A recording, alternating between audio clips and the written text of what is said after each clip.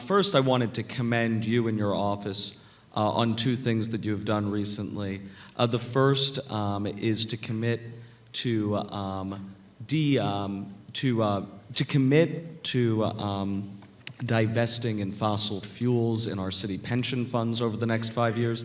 I think that is so important to our environment, and it leads to my first question, which is, has your office done any studies on pollution due to congestion in New York City and how that affects city residents, especially under the guise of the new congestion pricing plans that have come out that could possibly reduce emissions from vehicles by as much as 20% in the central business district?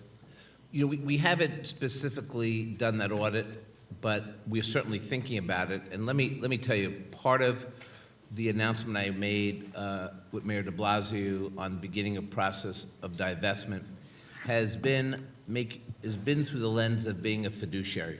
You know, I just came back from days at the UN as we talked and wrestled with climate change, with asset managers and people nationally and globally about making sure that the investments we have with these companies, we're concerned because a lot of those investments in those companies, we're worried that we're going to see stranded assets that's going to cost the pension fund.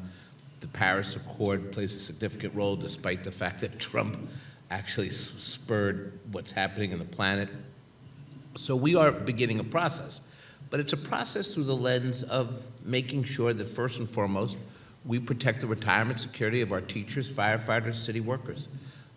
There's an op-ed in the Daily News by the Manhattan Institute that just totally basically mixes up their false analysis of where we are with our pension fund. And I'm here to tell you that the pension fund is strong. It's managed well. I commend the trustees who constantly think about our asset allocation. The results speak for themselves. We're actually hitting our actuarial targets on the long run. And I'm very proud of the Bureau of Asset Management and the work that we're doing. We've reformed the pension fund since I've been in office in a way that we haven't seen in a very long time. But we also have to look at how we think about not just the survival of our planet, but also the survival of our pension fund. And then to follow up on that, I just want to commend you for coming out for what I think is just a pragmatic, prudent statement, which is to have the city fund its portion of Chairman Loda's subway action plan. I think it is so important, as you just said, that we fund this action plan now while we're figuring out amongst ourselves how we're going to find long-term revenue streams so that the MTA can be funded into the future. Well, look, I respectfully disagree with the mayor.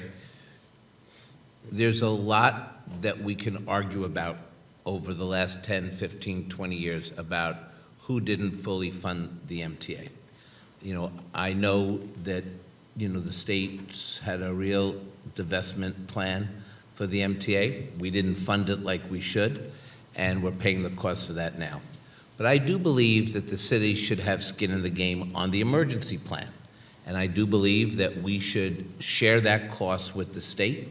I think that there should be an MOU so that we're sure that the money that the city allocates actually goes to city projects with a timeline and a transparency. I think this is something that can be negotiated between the mayor and the governor and the legislature. But I will tell you, as the city's chief financial officer, this city is literally built around a subway grid. And to not fully fund a plan that keeps our subway system running is a very, very dangerous game. You know, part of what we saw back in the 70s and 80s, just how precarious the system was back then. And then the people before us understood that you have to continue to fund it because the stakes have never been higher. And I want to thank you for thinking out of the box on these issues. You and I have talked about this. We have got to come up with a plan. The city has to help. We have to put politics aside because this is the one area that we will catch ourselves in a very dangerous situation, especially if the economy slows down. Let's fund the LOTA plan, and then look long-term as how we create a financial package to fully fund the system.